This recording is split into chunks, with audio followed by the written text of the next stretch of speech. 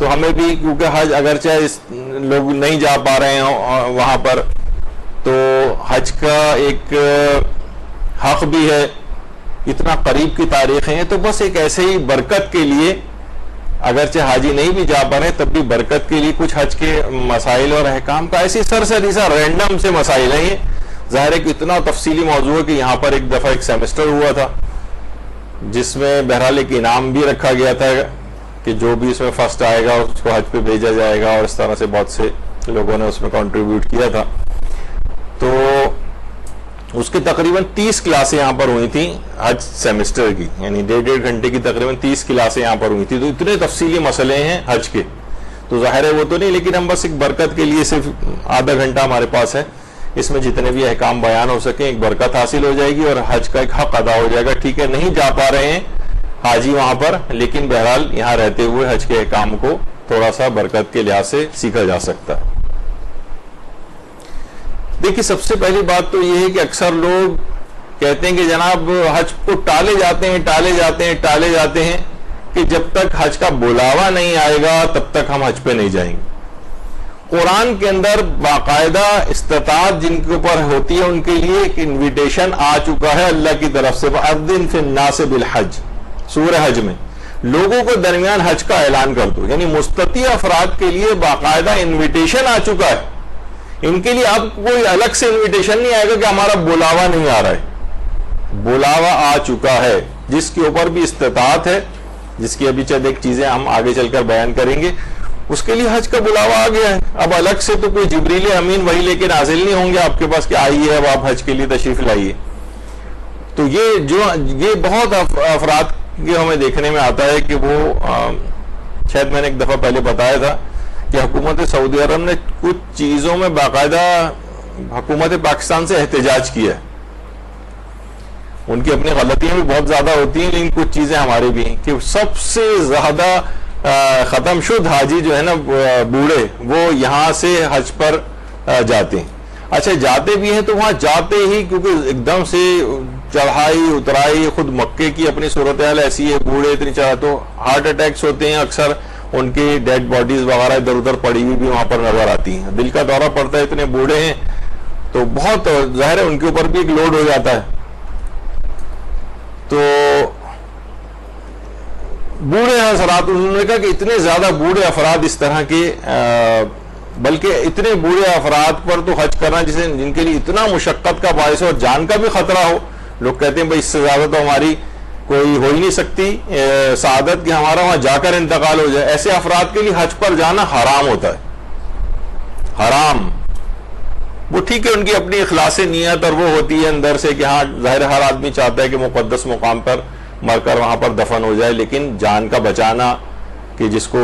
اطمینان ہو کہ میرے ساتھ یہ صورتحال پیش آ سکتی ہے، میری جان بھی جا سکتی ہے، میری صحت ایسی ہے، میرے بڑھاپا اس قدر زیادہ ہے. بہت سے دل کے مریض آلریڈی ہوتے ہیں اور پتہ نہیں ہوتا، وہاں جب اترائی چڑھائی کے اوپر چڑھتے ہیں تو وہ ان کو دل کا دورہ پڑتا ہے. تو بہرحال ایک تو اس پر، اور دوسری ایک اور چیز پر انہوں نے احتجاج کیا ہے، وہ یہ ہے کہ یہاں سے خاص طور پر ہمارے اندرون پنجاب وغیرہ کی جو خواتین ہیں وہ خواتین چوڑیاں پہن کر وہاں پر جاتی ہیں. دوران طواف رش بہت ہونے کی وجہ سے چوڑیاں ٹوٹتی ہیں، سین کعبہ میں گرتی ہیں، لوگ حاجیوں کے پاؤں سے زخمی ہوتے ہیں، سین کعبہ کے اندر خون اور وہ کافی پھیل جاتا ہے، نجس ہو جاتا ہے، اور وہ چوڑیاں پہن کر جو ہے وہ جاتی ہیں. تو بہرحال یہ دو چیزیں میں نے اس میں کہی. تو بہرحال یہ کہ انویٹیشن جو مستطیع ہے اس کے لیے آ چکا ہے، اب الگ سے کوئی انویٹیشن نہیں آئے گا، اس کو جانا چاہیے. دیکھیے حج واجب فوری بھی، استطاعت کے پہلے ہی سال اسے حج پر جانا چاہیے. آیت اللہ سیستانی نے البتہ اس کے اندر ایک سہولت دی کہ جو پہلے سال اگر نہ جا سکے تو اس کے اگلے سال دوسرے سال اس کو انجام دے لے، اس سے زیادہ تاخیر نہیں کر سکتا. یعنی اگر کسی پہ واجب ہو جائے تو کوشش کر اسی سال ہی جائے، ورنہ اگلے سال تک بھی جا سکتا ہے. اور بالفرض اگر کسی پر دوسرے سال بھی وہ تاخیر کرتا ہے اور بعد میں وہ اس کے حالات نہیں رہے، پیسے خرچ ہو گئے، تو کسی بھی طرح قرضہ لو، نہیں قرضے کو بھی چھوڑے، بہرحال کسی بھی طرح کوشش کرو اور تمہیں ہر حالت میں حج کے اوپر جانا پڑے گا. یعنی تم نے اپنی استطاعت کو اور اس کو کیسے ختم کیا. یعنی ایک دفعہ حج واجب ہو جائے تو حج واجب فوری اور استطاعت کے پہلے ہی سال جانا ہے۔ قرض والے کا مسئلہ کیونکہ ذرا بڑا ٹپیکل اور ڈیٹیل ہے، اس وجہ سے میں نے اس میں فی الحال ہاتھ نہیں ڈال رہا ہوں۔ اور آئندہ سالوں میں بھی عدم ادائیگی کی وجہ سے اس کا وجوب باقی رہے گا، یعنی اس کے اوپر واجب ہو چکا، اور جتنا یہ تاخیر کرتا جائے گا بہت زیادہ اس کے اوپر عذاب آتا جائے گا، یعنی گناہ گار ہوتا جائے گا۔ یہ حج واجب فوری دیکھیے اس حد تک ہے کہ ہمارے پانچویں امام محمد باقر علیہ السلام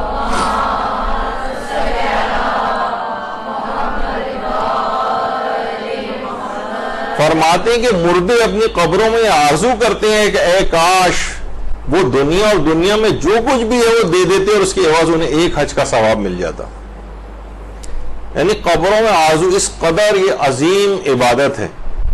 اس کو بالکل انسان اس طرح سے ضائع نہیں کرنا چاہیے اس کو، کیونکہ خدائے رحمان کا مہمان بن جاتا ہے۔ جو حج و عمرہ کرنے والے ہیں زائرین خانہ کعبہ، انہیں ضیوف الرحمان، اللہ کے مہمان کہا جاتا ہے۔ اور آیت اللہ سیستانی ایک اور فرماتے ہیں کہ حج کا وجوب ضروریات دین میں سے، یعنی اگر کوئی شخص اس کے وجوب کا اقرار کرتے ہوئے اس کو ترک کرے، وہ سمجھ رہا ہے کہ یہ واجب ہے لیکن بس نہیں جا رہا ہے وہ، تو اس نے گناہ کبیرہ انجام دیا۔ لیکن اگر یہ خود حج کا انکار کر دے اور یہ کسی غلط فہمی یا شبہ کی وجہ سے نہ ہو، تو یہ باعث کفر ہے، کافر ہو جاتا ہے، کافر۔ اس قدر، کیونکہ قرآن کی قائد بھی آیت اللہ سیستانی نے مناسک حج کے اندر کوٹ کی ہے کہ وَلِلَّهِ عَلَى النَّاسِ حِجُّ الْبَيْتَ مَنِ اسْتَطَاعَ إِلَيْهِ سَبِيلًا وَمَنْ كَفَرَ فَإِنَّ اللَّهَ غَنِيٌّ عَنِ الْعَالَمِينَ۔ لوگوں پر واجب ہے کہ محض خدا کے لیے خانہ کعبہ کا حج کریں جنہیں وہاں تک پہنچنے کی استطاعت ہو، اور جس نے استطاعت کے باوجود حج سے انکار کیا تو خدا سارے جہانوں سے بے نیاز ہے۔ تو بہرحال اس قدر ہے کہ حج کا وجوب ضروریات دین میں سے۔ اور چھٹے امام جعفر صادق علیہ السلام اللہم صلی علی محمد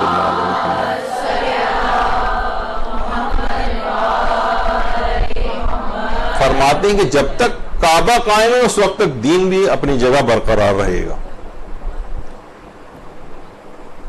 اور خانہ کعبہ کی زیارت جہنم کے عذابوں سے محفوظ رکھتی ہے، یہ حضرت امیر المومنین علیہ السلام کا فرمان ہے۔ اللہم صلی علی محمد۔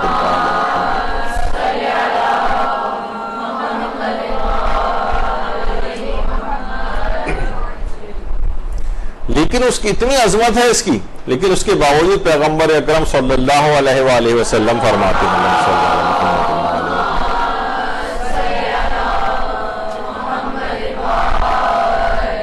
پیغمبر اکرم نے خانہ کعبہ کی طرف دیکھ کر فرمایا، کیا کہنے اس گھر کے، اے خدا کے گھر، تو کس قدر عظیم ہے اور خدا کے نزدیک تیری حرمت کس قدر بلند ہے، لیکن بخدا مومن کی حرمت تجھ سے زیادہ عظمت نہیں رکھتی، تجھ سے زیادہ عظمت، یعنی مومن کی حرمت تجھ سے زیادہ عظمت رکھتی۔ تو انسان کو چاہیے، اس سے بھی ہمیں اندازہ ہوتا ہے کہ ہم لوگ وہاں تو خانہ کعبہ کا تو کس قدر احترام کرتے ہیں اور لازمی کرنا چاہیے، لیکن عام طور پر مومنین کرام ایک دوسرے کا اس انداز سے احترام نہیں کر رہے ہوتے، اس کی بے عزتی کر رہے ہوتے ہیں، اس کو ذلیل کر رہے ہوتے ہیں۔ تو اس سے آپ اندازہ لگائیں کہ پیغمبر خانہ کعبہ کو دیکھ کر کہہ رہے ہیں کہ مومن کی عظمت اور حرمت، مومن کی حرمت اس سے بھی زیادہ، یعنی لوگوں کو اس بات کا احساس دلا رہے ہیں کہ ایک دوسرے کا کتنا احترام انہیں کرنا چاہیے۔ اور یہ بھی ہے کہ دیکھیے صفا مروہ میں صحیح کرنا گناہوں سے پاک کر دیتا ہے، یہ بھی پیغمبر اکرم نے ارشاد فرمایا۔ اور چھٹے امام نے ارشاد فرمایا کہ جو شخص اپنے بھائی کی حاجت روائی کے لیے قدم بڑھائے گویا اس نے صفا و مروہ کے درمیان صحیح انجام دی۔ تو اگر ٹھیک ہے نہیں جا پا رہے ہیں کسی وجہ سے ہم، تو یہاں پر رہتے ہوئے بھی صفا و مروہ میں صحیح کا ثواب حاصل کر سکتے ہیں اگر مومنین آپس میں ایک دوسرے کی اس طرح سے مدد کریں، ضرورت کے موقع پر اس کی حاجت روائی کریں۔ اور صحیح صفا مروہ میں صحیح کرنا گناہوں سے پاک کرتا ہے، تو اس لحاظ سے اگر مومنین کرام ایک دوسرے کی حاجت روائی اور مدد کریں تو ان کے گناہ بھی اسی طرح سے پاک ہوتے رہیں گے، کیونکہ اوپر آپ نے دیکھا کہا کہ صفا و مروہ میں صحیح کرنا گناہوں سے پاک کرتا،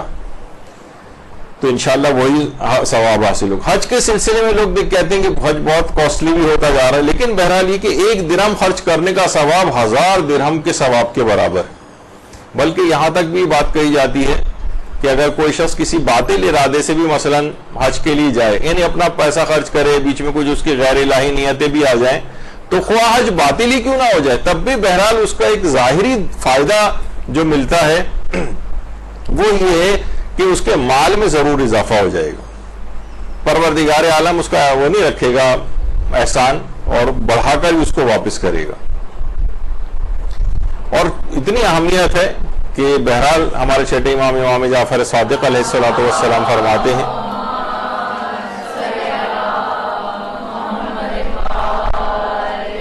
کہ جو شخص ہر 3 دن میں ایک مرتبہ سورہ حج کی تلاوت کرے گا وہ سال گزرنے سے پہلے حج پر چلا جائے گا،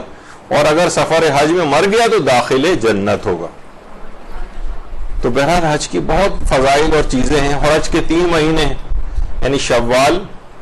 ذی قعدہ اور ذی الحجہ. لوگ جب بھی یہ بات ہوتی ہے لوگ کہتے ہیں کہ بھئی حج تو صرف ذی الحجہ میں ہوتا ہے، یہ شوال اور ذی قعدہ کہاں سے آ گئے؟ تو دیکھیے حج کے 2 پارٹس ہوتے ہیں جس میں حج ہوتا ہے، ایک عمرہ تمتع کہلاتا ہے اور ایک حج تمتع کہلاتا ہے. عمرہ تمتع جو پہلا پارٹ ہے حج کا ہی پارٹ ہے، وہ شوال سے شروع ہو جاتا ہے. یعنی اگر کوئی شخص شوال میں عمرہ تمتع کے لیے چلا جائے تو وہ یہ کر سکتا ہے کہ اس کا حج ابھی سے شروع ہو جائے گا، یعنی اس نے پہلا پارٹ انجام دے لیا وہاں جا کر. اب البتہ اس کے لیے لازم ہو جاتا ہے کہ حج تک وہ پھر مکے کے اندر ہی رہے. تو اس لحاظ سے حج کے یہ 3 مہینے کہلاتے ہیں، شوال، ذی قعدہ اور ذی الحجہ. تو یہ حج کے 3 مہینے ہو جاتے ہیں. اگر کوئی شخص، یہ ضروری نہیں کہ اب مثلا آپ کو ذی قعدہ کے آخری دنوں میں فلائٹ ہوتی ہے یا ذی الحجہ میں ہوتی ہے، لوگ کہتے ہیں حج تو صرف ذی الحجہ میں ہوتا ہے، تو اس کا پہلا پارٹ اس لحاظ سے عمرہ تمتع جو ہے وہ شوال میں بھی ہو سکتا ہے، ذی قعدہ میں بھی ہو سکتا ہے، ذی الحجہ میں بھی ہو سکتا ہے. تو بہرحال اس لحاظ سے 3 مہینے حج کے مہینے کہلاتے ہیں. لوگ عام طور پر ہمارے ہاں یہ ہے مسئلہ کہ فقہ جعفریہ میں عورت کے لیے محرم مرد کا ساتھ ہونا،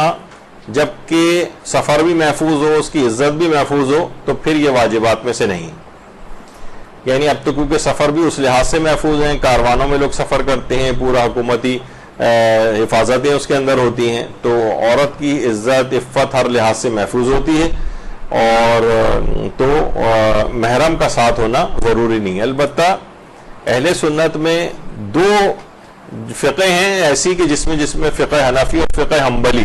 یعنی سعودی عرب میں فقہ حنبلی فالو ہوتی ہے اور پاکستان میں فقہ حنفی. تو یہاں پر بہت زیادہ محرم والی شرط بڑی شد و مت کے ساتھ آپ کو سننے میں آتی.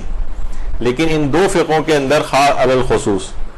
اس کی سختی کافی زیادہ ہے. اس وجہ سے البتہ فقہ جعفریہ میں اور دیگر جو ان کے اور مکاتب ہیں اس میں اتنی زیادہ سختی نہیں ہے محرم ہونے کی، اور سفر کے محفوظ ہونے کی وجہ سے یہ شرط عورت کے لیے نہیں. یعنی اگر کوئی عورت چاہے تو محرم نہیں بھی ہے تو بھی وہ جا سکتی ہے حج و عمرہ کے لیے.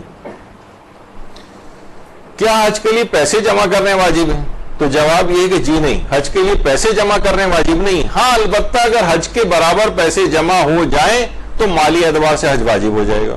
یعنی استطاعت مالی اسے حاصل ہو جائے گی. لیکن جیسے ابھی کسی کے پاس مالی استطاعت ہے، استطاعت میں فقط مال نہیں دیکھا جاتا، اور بھی بہت ساری چیزیں.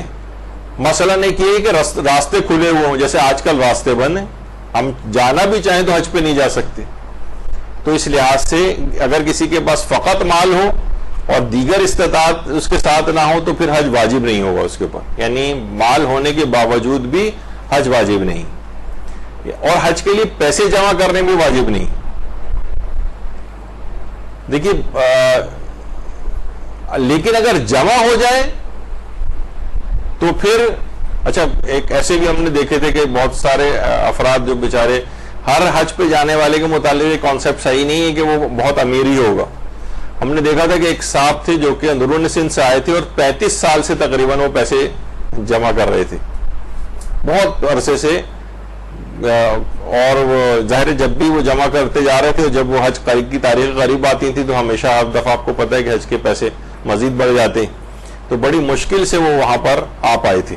تو بہت سارے اس طرح کے بھی افراد ہوتے ہیں. تو بہرحال حج کے لیے پیسے جمع کرنے واجب نہیں ہیں، پیسے جمع ہو جائیں تو پھر مالی اعتبار سے حج واجب ہو جاتا ہے. اچھا اگر بہت سے لوگ ایسے ہیں کہ جو صحت یابی سے مایوس ہیں اپنی، بہت سے افراد ایسے ہیں مثلا فالج ہو گیا ہے یا کوئی اور ایسی بیماری ہو گئی کہ اب انہیں اطمینان ہو گیا کہ اب میں حج پہ نہیں جا سکتا، اور ان پہ پیسوں کے اعتبار سے یا پہلے سے حج واجب چلا آ رہا ہے ان پر، اور اب صحت یابی سے مایوس ہو گئے، صحت یابی سے مایوس ہو گئے ہیں اور حج پہلے سے واجب تھا، نہیں انہوں نے توجہ کی تھی، تو ان کے لیے نائب بنا کر حج پر بھیجنا یہ واجب ہو جائے گا۔ وہ یہ نہیں کہہ سکتے کہ بھائی اب تو میں خود ہی حج پہ نہیں جا سکتا، تو کوئی بات نہیں، آپ نائب بنا سکتے ہیں نا، تو آپ نائب بنا کر حج پر بھیجیے، یعنی اپنی صحت یابی سے مایوس شخص۔ لیکن جو اپنی صحت یابی سے مایوس نہیں، اسے پتا ہے کہ سال 2 سال میں میری بیماری ٹھیک ہو جائے گی، تو پھر وہ اس کے لیے نائب بنانے والا یہ مسئلہ نہیں ہوگا۔ یہ صرف اپنی صحت یابی سے مایوس شخص کے لیے ہے کہ جس پر حج واجب یعنی حج واجب ہو چکا تھا، تو اس کے لیے اپنی زندگی میں نائب بنا کر حج کا کروانا یہ واجب رہے گا۔ اچھا ایک چیز اور بھی ہے، یہ بھی امام زمانہ علیہ الصلوۃ والسلام کے حوالے سے،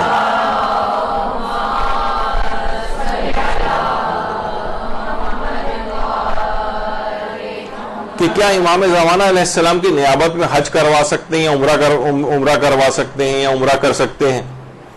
تو جواب یہ ہے کہ جی ہاں، کیا تو یہ جا سکتا ہے۔ البتہ علماء فرماتے ہیں بہتر ہے کہ حج و عمرہ کی، یعنی ایک تو ہے کہ ان کی نیابت میں حج کرنا، یہ میں حج یا عمرہ امام زمانہ علیہ السلام کی نیابت میں کر رہا ہوں، یہ بہت بڑی بات ہے، البتہ جائز ہے، لیکن علماء فرماتے ہیں بہتر ہے کہ یہ حج و عمرہ آپ اپنی نیت سے کریں، یعنی اپنے لیے کریں، اور پھر اس کا ثواب امام زمانہ علیہ السلام کو ہدیہ کر دیں،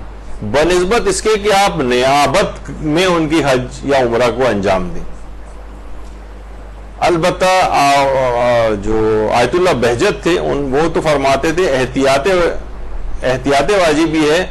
کہ نیابت میں نہ کریں امام کی، بلکہ ان کو ثواب ہدیہ ہی کریں، لیکن بہرحال آقا سیستانی وغیرہ کہتے ہیں جائز تو ہے کہ امام زمانہ علیہ السلام کے نیابت میں حج یا عمرے کو انجام دیں، البتہ بہتر یہی ہے کہ حج اور عمرے کو اپنی ہی نیت سے انجام دیں اپنے لیے، اور اس کے بعد اس کا ثواب امام زمانہ علیہ السلام کو یا چہاردہ معصومین علیہ السلام کو ہدیہ کر دیں۔ اچھا بعض اوقات یہ بھی ہوتا ہے کہ محروم پر حج واجب تھا لیکن اس کی میراث ہی اتنی ہے جس سے حج ہو سکے، تو اب کیا ذمہ داری؟ جواب یہ ہے کیونکہ یہ مالی واجبات میں سے حج، تو یہ اگر صرف اتنے ہی پیسے جس میں حج ہو سکتا ہے، مثلا جتنے میں بھی حج ہو رہا ہے 7-8 لاکھ روپے میں مثلا حج ہو رہا ہے، اور محروم کے پیسے بھی اتنے ہی ہیں، اب ورثاء کی مثلا نیت ان پیسوں کے اوپر لگی ہوئی ہے، تو وہ کہیں گے کہ اگر ہم نے یہ سارے پیسے حج میں کروا دی تو ہمیں تو کچھ ملے گا نہیں، تو جی ہاں چاہے آپ کو کچھ نہ ملے، پہلے میراث کی تقسیم سے پہلے مرحوم کے مالی واجبات نکالے جاتے ہیں، اور حج مالی واجبات میں سے، نماز و روزہ مالی واجبات میں والا مسئلہ نہیں، وہ بڑے بیٹے پر واجب ہے، اور بڑا بیٹا وغیرہ کا مسئلہ اگر نہ ہو یا غیر شادی شدہ آدمی تھا مرحوم، تو پھر وہ مرحوم کے پیسوں سے کروانا تو کسی کے لیے بھی واجب نہیں، کوئی اپنی طرف سے اس کے ورثاء میں سے اس کے حق میں نیکی کرتے ہوئے اگر اس کے نماز اور روزے کو اجارے پر رکھوا دے تو اس میں کوئی حرج نہیں ہے، لیکن مرحوم کے چاہے کتنی ہی جائیداد کیوں نہ چھوڑ کر گیا ہو، نماز اور روزے کے پیسے اس کے میراث میں سے نہیں لیے جا سکتے۔ لوگ عام طور پہ کرتے ہیں کہ بھئی یہ مرحوم پیسہ چھوڑ کے گئے تو پہلے تو انہی پیسوں سے ہم ان کی نماز و روزے کو انجام دلوا دیں، جی نہیں، یہ بڑے بیٹے پر الگ سے واجب ہے، اور بڑا بیٹا اگر نہ ہو تو دیگر رشتہ دار اپنے پاس سے وہ کر سکیں تو کر لیں، یا یہ کہ سارے ورثاء ہی راضی ہو جائیں، یعنی جن کو وہ میراث ملنی ہے وہ سب راضی ہیں کہ بھئی ان پیسوں سے ہمیں کیا اتنا، سب لوگ مثلا مالی طور پر ویل ٹو ڈو ہیں، کوئی بات نہیں، انہی کے پیسوں سے ہم ان کا نماز و روزہ کروا دیتے ہیں۔ تمام بالغ ورثاء اگر راضی ہو جائیں، ایک بھی اگر نابالغ ہے تو معاملہ کھٹائی میں پڑ جائے گا۔ تمام مثلا سب کے سبھی بالغ اور سب کہہ رہے ہیں کہ ہماری طرف سے اجازت ہے کہ ٹھیک ہے ان کا نماز و روزہ ان کے مال سے کروا دیا جائے تو صحیح ہے، اور ایک بھی اگر راضی نہیں ہے ان میں سے تو یہ مسئلہ خراب ہو جائے گا، تو پھر وہ جو لوگ راضی ہیں فقط وہ اپنے پیسے سے کرائیں، اور میراث میں جتنی تقسیم شرعی جو ہے وہ ہر ایک کو اپنا شرعی حق ملے گا اس میں سے، اور پھر اپنے شرعی حق میں سے محروم کے اگر نماز روزہ کروانا چاہیں۔ لیکن جو حج ہے یہ مالی واجب ہے، اس میں پہلے مالی واجبات مثلا قرضہ نکلتا ہے، پہلے حج ہے اس مالی واجب، تو قرضے ادا کیے جائیں گے، حج ادا کروایا جائے گا، پھر کچھ بچے گا تو ورثہ میں تقسیم ہوگا، چاہے ورثہ کو کچھ نہ ملے لیکن وہ ان مالی واجبات میں خرچ ہو جائے گا. یہ ایک اہم مسئلہ. تو اگر مرحوم پر حج واجب تھا لیکن اس کی بعض اوقات میراثی اتنی نہیں ہوتی کہ حج کروائے جا سکے، تو کیا بڑے بیٹے پر یا ورثہ پر واجب ہے کہ وہ اپنے مال سے مرحوم کا حج کروائیں؟ تو جواب آپ نے سن لیا کہ نہیں، یہ واجب نہیں. بڑے بیٹے پر اپنے باپ کی نماز و روزہ کروانا تو واجب ہے، یعنی یا تو خود انجام دے یا کسی سے اجارے پر کروائے، لیکن حج انجام دلوانا یہ بڑے بیٹے پر واجب نہیں ہے اپنے مال سے. وہ نہیں، 1/3 تو اس وقت ہے جب وہ وصیت کر کے گیا ہو. اگر اس نے وصیت ہی نہیں کی ہے، ویسے ہی چلا گیا ہے دنیا سے، تو پھر 1/3 بھی ورثہ میں ہی تقسیم ہوگا. اور اگر 1/3 کی اسے وصیت کر کے گیا ہے تو صرف 1/3 جائیداد میں سے، وہ بھی اگر حج کے برابر ہو جائے، پتہ چلا کہ مثلا آدھا خرچہ نکل رہا ہے اس سے اور آدھا پھر نہیں نکل رہا ہے، تو پھر حج اس صورت میں بھی واجب نہیں ہوگا. تو بہرحال مرحوم کی اگر اتنی میراث نہیں تھی تو بڑے بیٹے یا دیگر ورثہ کی ذمہ داری حج کروانا نہیں کہ اپنے مال سے کروائیں، یہ واجب نہیں. مرحومی کا میراث موجود ہے حج کے برابر تو اس کے مال سے اس کا حج کروانا ہے. بعض اوقات یہ بھی ہوتا ہے کہ وہ لوگ کہتے ہیں کہ بھائی اپنے والدین یا بیوی کو اپنے ساتھ حج پہ ضرور لے کر جاتے ہیں، ورنہ جب تک حج پر جاتے ہی نہیں.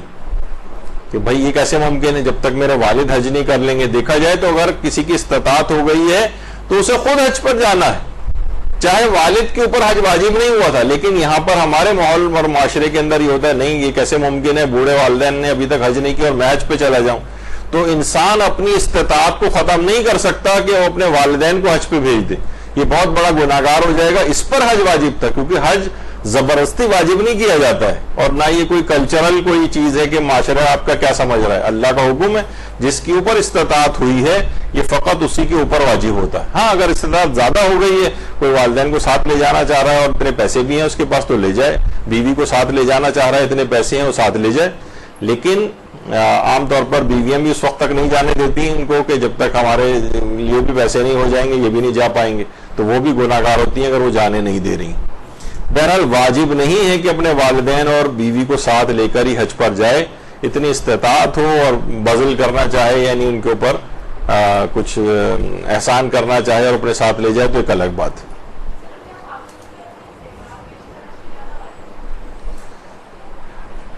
اگر وہ ایک تھوڑا سا ایک تفصیلی مسئلہ ہے، وہ ایک تو اختلافی بھی ہے، اور اگر کوئی عورت بہت زیادہ بوڑھی ہو گئی اور اب اس کے بالکل وہ زیور اب وہ پہنتی ہی نہیں ہے، تو پھر ایک مسئلہ اس میں آ سکتا ہے کہ اپنے زیورات کو بیچے اور حج پر جائے، لیکن وہ الگ. اور تو جی آواز بہت کم آ رہی.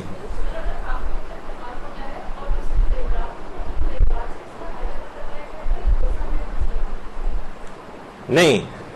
خاتون کے اگر اپنے زیورات ایک لحاظ سے میراث والی چیز ہے نا، تو پہلے اس کے مالی واجبات نکالے جائیں گے. مالی واجبات اگر حج اس پر پہلے سے واجب تھا تو زیورات کو بیچیے، حج کروائیے، پھر جتنا بچے گا وہ ورثہ میں تقسیم ہوگا. اچھا، پھر ایک مسئلہ یہ آتا ہے کہ عورت نکاح کے وقت مہر کے طور پر حج کروانے کو طے کر سکتی، یعنی حج کا خرچہ. تو جی ہاں، عورت نکاح میں حج کا خرچہ رکھ سکتی. یعنی آیت اللہ سیستانی فرماتے ہیں کہ فزیکل مہر ہونا چاہیے. بہت سے لوگ کہتے ہیں نا کہ مثلا سورہ یاد کروا دیں گے مہر کے طور پر، وہ کہتے ہیں نہیں، کوئی اس کی دنیاوی وہ ہونی چاہیے، مالیت ہونی چاہیے، چاہے کمی کیوں نہ ہو لیکن مالیت ہو. سورہ یاد کروانے کی کوئی دنیاوی مالیت تو نہیں ہوتی ظاہر ہے. تو مہر کے حوالے سے عورت حج کے خرچے کو طے کر سکتی ہے، شرط کے طور پر یہ رکھوا سکتی ہے، یعنی مہر میں حج کا خرچہ رکھ سکتی. اچھا، بیٹی بھی اپنے مرحوم والد کی نیابت میں حج کر سکتی، لیکن وہ تمام احکامات میں یعنی اپنے جو ایک عورت کے اوپر واجب ہوتے ہیں اس کے لحاظ سے عمل کرے گی. یعنی یہ نہیں کہ میں تو مرحوم والد کا حج کر رہی ہوں تو مردوں والے چیزوں میں اس کو کوئی سہولت یا پابندیاں ہونی، ایسا نہیں، وہ اپنے لحاظ سے اس پر عمل کرے گی. اچھا، اگر شوہر اس کی کسی عورت کے حج کے اخراجات کا ذمہ لے لے تو اس پر واجب ہے کہ اسے قبول کرے، حج پر جائے، حج کے لیے جائے وہ. یعنی کوئی شوہر کہہ رہا ہے کہ میں، اچھا اس میں بھی ایک یہ ہے کہ علماء ایک احتیاط اس طور پر کہتے ہیں کہ جو بھی پے آرڈر وغیرہ بنوایا جاتا ہے حج کا، یہ اس کی بہتر یہ کہ اس کی ملکیت قرار دے دے، اس کے ہاتھ میں دے دے اور اس کے بعد پھر اس کو جمع کرائے۔ ایک امکان ہے کہ ممکن ہے کہ اگر اس نے خود سے ہی انڈرسٹینڈنگ کے تحت ہی کہ بھئی یہ حج کروا رہے ہیں، بیوی خاموش ہے، وہ کہے گی ہاں چلو خوش ہے وہ کہ میں اس طرح سے جا رہی ہوں، تو ایک احتیاط ہے مستقبل کے حوالے سے، اگر کوئی مرجع ایسا آیا جو اس پیسے کو قبضہ نہیں شمار کر رہا ہے، یعنی ایک لحاظ سے اس کی ملکیت نہیں بنا تھا، کسی اور نے کروا دیا، تو ہو سکتا ہے کہ اس پر دوبارہ حج واجب ہو جائے۔ تو اس چیز سے بچنے کے لیے شوہر اس کا جو بھی پے آرڈر ہے یا وہ پیسے اس کی ملکیت قرار دے دے، پھر اس پیسے کو وہ لوگ جمع کرا دیں۔ تو بہرحال یہ کہ اگر شوہر اس کے اخراجات کا ذمہ اٹھا رہا ہے تو بیوی یہ نہیں کر سکتی کہ نہیں میں اپنے ہی پیسے سے جب ہوں گی تو میں جاؤں گی۔ مثلا ہو سکتا ہے کہ بہت سی بیویاں اس طرح سے آ جائیں، تو یہ اس کو کہتے ہیں حج بذلی، یعنی اگر یہ کوئی آپ پر بہت زیادہ کوئی احسان یا بہت کوئی یعنی آپ کے لیے باعث شرم وغیرہ ٹائپ کی چیز نہ ہو، یا بے عزتی آپ کی اس کے اندر بہت زیادہ نہ ہو کہ کوئی آدمی کہہ کے جناب کسی آدمی کو کہہ کے میں آپ کو نوکر کے طور پر مثلا ساتھ لے جا رہا ہوں اپنے، آپ میرے بھی کچھ کام کر دیجیے گا اور میں آپ کو حج کے پیسے دے رہا ہوں، تو پھر یہ اس صورت میں قبول کرنا واجب نہیں، ہم نوکر کے طور پہ کیوں جائیں وہی ساتھ۔ لیکن اگر کوئی کہہ کہ میں تمہیں حج کے پیسے دے رہا ہوں اور تم اس سے اپنا حج کرو، تو اس کے لیے حج کے پیسے قبول کرنا واجب ہو جاتا ہے۔ اس کو حج بذلی کہتے ہیں، بدلی نہیں، بذلی۔ جی حج کا فریضہ ادا ہو جائے گا۔ حج بذلی سے حج کا فریضہ یعنی اس پر حج واجب ہو جاتا ہے، واجب ہو جاتا ہے، اسے قبول کرے اور حج پہ جائے اور اس کا حج واجب اتر جائے گا۔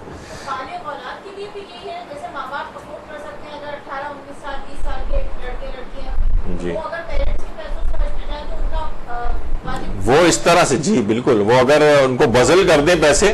یعنی کہ میں تمہارا خرچہ اٹھانے کو تیار ہوں، اولاد قبول کر کے اس کے ساتھ حج پہ جا رہی ہوں، اولاد کا حج واجب اتر جائے گا۔ اچھا، عورت البتہ یہ ہے کہ اس میں خواتین کے لحاظ سے اس پوسٹ میں مسائل ہیں کہ عورت حالت جو نجاست ہے اس میں مسجد الحرام میں داخل نہیں ہو سکتی، البتہ استحاضے والی عورت مسجد الحرام جا سکتی۔ اچھا، عام طور پر یہ بھی اس کے اندر مسئلہ پیش آتا ہے کہ عورت نجاست کی حالت میں احرام پہن سکتی، احرام بھی پہن سکتی ہے، تلبیہ بھی پڑھ سکتی ہے، البتہ اس حالت میں مسجد کے اندر نہیں جا سکتی، کیونکہ بہت سی میقات اس طرح کی ہیں کہ جہاں سے احرام باندھا جاتا ہے، احرام پہنا جاتا ہے، اس میں مسجد کے اندر جا کر تو وہاں یعنی احرام کی نیت کرائی جاتی ہے۔ تو وہ عورتیں کہ جو کہ اس وقت نجاست کی حالت میں ہیں، ان کو میقات پر پہنچ کر یعنی مسجد وغیرہ کے اندر داخل نہ ہوں، یا اس طرح کی مسجد ہو کہ ایک دروازے سے داخل ہو، جیسے مدینے کی مسجد شجرہ ہے، یعنی وہ لوگ عام طور پر زیارات کے لیے جاتے ہیں، پھر وہاں سے عمرے کا احرام پہنتے ہیں مسجد شجرہ سے، تو اس میں یہ ہے کہ مسجد شجرہ کے اندر جا کر ہی نیت، یعنی واحد مسجد ہے کہ جہاں پر مسجد کے اندر جا کر نیت کرنا ہوتی۔ اچھا، اب مسجد کے وہی میقات ہے مسجد کے اندر، یعنی اب عورت جو نجاست کی حالت میں وہ باہر کیسے نیت کرے؟ تو اس کے لیے ہے کہ عام مساجد کا یہ حکم ہے، خانہ کعبہ اور مسجد نبوی کا نہیں ہے۔ عام مساجد میں عورت حالت نجاست سے ایک دروازے سے داخل ہو کر چلتی ہوئی دوسرے دروازے سے بغیر روکے باہر نکل سکتی۔ تو وہاں مسجد شجرہ میں ایک مسجد کی، مدینے کی جو مسجد شجرہ ہے،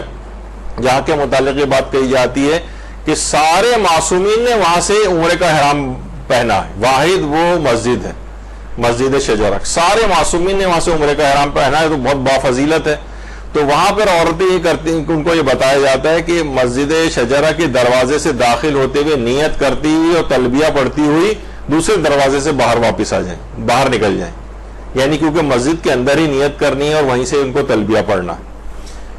لیکن خانہ کعبہ اور مسجد نبوی میں اس بات کی پرمیشن نہیں ہے اندر داخل اس طرح سے، وہاں تو اندر بھی داخل نہیں ہو سکتے۔ اچھا، البتہ یہاں ایک اور ٹیکنیکل مسئلہ بہت آتا ہے، مثلا ایک دروازے سے داخل ہوئی اور پڑھتی دوسرے دروازے سے باہر نکلنا ہے، لیکن اگر دوسرا دروازہ بند ہے تو یہ وہ دماغ میں ہوگا کہ بھائی میں کونے تک دروازے تک تو گئی اور اس کے بعد پھر میں پلٹ کر وہاں سے پہلے والے دروازے سے باہر نکل جائے، تو اس کی اجازت نہیں، ضروری ہے کہ ایک دروازے سے داخل ہو کر دوسرے طرف کے دروازے سے باہر نکلے, اسی دروازے کی طرف واپس نہیں آ سکتے. تو بہرحال یعنی پھر یہ والا مسئلہ پھر وہ ٹیکنیکل ہو جاتا ہے, پھر وہاں پہ علماء اس کا دوسرا حل اس کا کوئی بتاتے ہیں. تو بہرحال یہ عورتوں کے لحاظ سے حج کے چند ایک فقہی احکام تھے. اچھا, بعض اوقات یہ دیکھیے یہ ہوتا ہے کہ حج کے لیے عورت کا مثلا مہر اتنا ہے کہ کچھ رقم اس کے اپنے پاس ہے, کچھ حج کے مہر کا شوہر سے تقاضا کرے تو مل کر اس کا حج کے برابر رقم بن جاتی. تو عورت پر واجب ہو جائے گا کہ اس مہر کا تقاضا اپنے شوہر سے کرے. یہ نہیں کرے کہہ سکتی شرما حضوری ہو رہی ہے, جہاں اتنی بے عزتی پروگرام شوہر کی ہر وقت ہوتی رہتی, تھوڑی سی اس متعلق غور کر لیجئے اور اس سے اپنا مہر نکلوائیں. تو بہرحال اگر کوئی نقصان نہیں ہے, مثلا یا تو یہ کہ شوہر کہہ رہا ہے ٹھیک ہے مہر لو اور میں تمہیں, عام طور پہ سمجھا یہ جاتا ہے نا کہ مہر مانگنے کے معنی طلاق لی جائے اس سے, نہیں, اس سے کوئی تعلق نہیں, شوہر پر ویسے ہی واجب ہے کہ وہ مہر کو ادا کرے. تو اگر وسعت بھی دے دی تھی عورت نے اس میں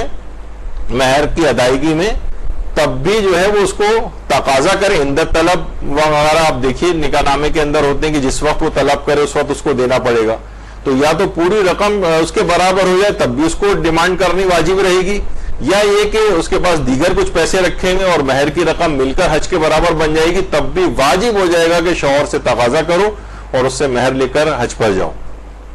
سوائے اس کے کوئی اتنا بڑا نقصان ہو جو کہ ہوتا نہیں ہے تھیوریٹیکل, یہ کہ شوہر کہے گا ٹھیک ہے میں دینے کو تیار ہوں مہر کے پیسے, لیکن اس کے ساتھ ہی تمہیں طلاق دے کے بھی فارغ کر رہا ہوں. اس میں بھی یہ کہ اگر کوئی ایسا ماحول اور معاشرہ ہے کہ جہاں عورت کے لیے طلاق لینا کوئی اتنا بڑا مسئلہ نہیں ہے اور دوسری شادی بھی اس کی ہو جائے گی, تو اس معاشرے میں تو ٹھیک ہے شوہر سے طلاق بھی لے اور حج پر جائے اس طرح سے. لیکن یہاں کے ماحول اور معاشرے میں بہرحال ایک اس کے لیے ایک بڑا زحمت اور آئندہ زندگی بڑی اس کے لیے مشکل ہو جائے گی. تو اس لحاظ سے پھر اس صورت میں جبکہ ایک نقصان ہو, اور اس میں یہ بھی کہ شوہر ادائیگی بھی کر سکتا ہو, ایک ہے کہ شوہر کے مالی حالات ایسے نہیں ہے فی الحال کہ وہ ادائیگی کر سکے, اس صورت میں پھر واجب نہیں ہوگا کہ وہ اس سے تقاضا کرے. لیکن یہ اس طرح سے بھی ہو سکتا ہے, یا یہ کہ اسے پتا ہے کہ میں اگر شوہر سے مہر کا تقاضا کروں گی بھی تب بھی میرے پاس اتنی رقم نہیں جو حج کے برابر ہو سکے, یعنی مہر لے بھی لیا مثلا میں نے 2 لاکھ روپے, تب بھی حج تو جو 4-5 لاکھ روپے میں بن رہا ہے تقریباً. یا یہ کہ اچھا یہ نہیں کر سکتی کہ نہیں میں تو پرائیویٹ کاروان سے ہی جاؤں گی جو کہ 8-9 لاکھ روپے کا ہے, اور میں ٹوین شیئرنگ روم ہی لوں گی مثلا جو اور 10 لاکھ روپے کا ہے. ہاں اگر کسی کی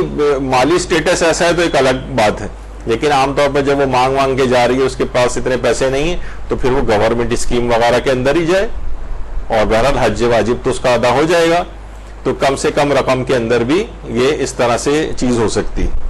لیکن اگر اس کے پاس حج کے برابر نہیں بن رہی ہے رقم تو پھر اس صورت میں پھر واجب نہیں رہے گا کہ وہ, کیونکہ وہ مانگ بھی لے گی اگر شوہر سے مہر تب بھی حج کے لیے نہیں جا سکتی, یعنی اتنی رقم اس کے پاس نہیں ہے کہ وہ حج کے تمام چیزوں کی اس کے اندر ادائیگی ہو سکے, واجبات وغیرہ کی وہ جا سکے وہاں پر, تو اس صورت میں پھر واجب نہیں رہے گا.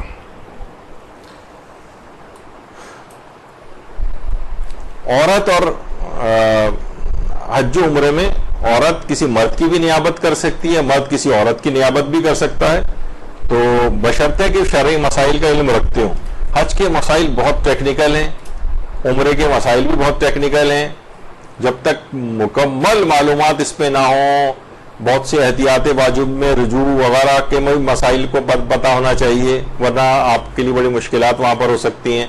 تو جو کافی جب تک ماہر نہ ہو جائیں وہ کم سے کم کسی دوسرے کی نیابتیں, جیسے ہوتا ہے نا کہ چلو اپنے والدہ کے اوپر ہمارے حج واجب تھا, خالہ جو ہیں انہوں نے بھی حج نہیں کیا تو چلیں ان کا بھی حج ہو جائے گا, اور یہ ان کو بھیج دیتے ہیں امی کی طرف سے. اب خالہ والا نہ ان کا وضو صحیح ہے, نہ مثلا غسل صحیح ہے, نہ کچھ ان کی نمازیں صحیح ہیں, نہ ان کا حجاب صحیح ہے, نہ نمازوں کی چیز پتہ ہے, نہ حج کا پتہ ہے, وہ حج کرنے جا رہی ہیں والدہ مرحومہ کی طرف سے. نہیں, ایسے افراد کو نہیں, جن کو صحیح شرعی طور پر مسائل کا صحیح طور پر علم ہو, صرف ان کو نائب وغیرہ بنائیں. اس کے علاوہ ورنہ تو وہ اپنا حج وج بات کر کے آئیں گے, ان کے اوپر پتہ نہیں کتنے کفارے وغیرہ بھی ہو جائیں گے, اور حج بھی صحیح طرح سے ادا نہیں ہو سکے گا. اگرچہ جتنے میں سوچ کے آیا تھا حج کے سرسری احکام میں باتیں اتنی لمبی ہوتی چلی گئی کہ 80% تو شاید رہ ہی گیا ہے, لیکن انشاءاللہ زندگی رہی اور آئندہ کبھی حج کے احکام بیان ہو تو مزید تفصیل میں جائیں گے. لیکن کیونکہ برکت کا باعث بھی تھا, جتنا قریب ہے حج پہ لوگ جا بھی نہیں پا رہے, تو میرا دل یہ چاہ رہا تھا کہ حج کا ایک حق ہے کہ بہرحال یہ کہ اس کی چیزیں، احکامات، فضائل اور یہ باتیں آپ لوگوں کے سامنے پیش کی جائیں. تو فقہی مسائل کی حد تک چند چھوٹے چھوٹے موضوعات پر یہ ہماری آج کی گفتگو مکمل ہوئی. انشاءاللہ عید کے بعد نئے موضوعات کے ساتھ حاضر خدمت ہوں گے. وصلی اللہ علی محمد وآلہ الطیبین الطاہرین.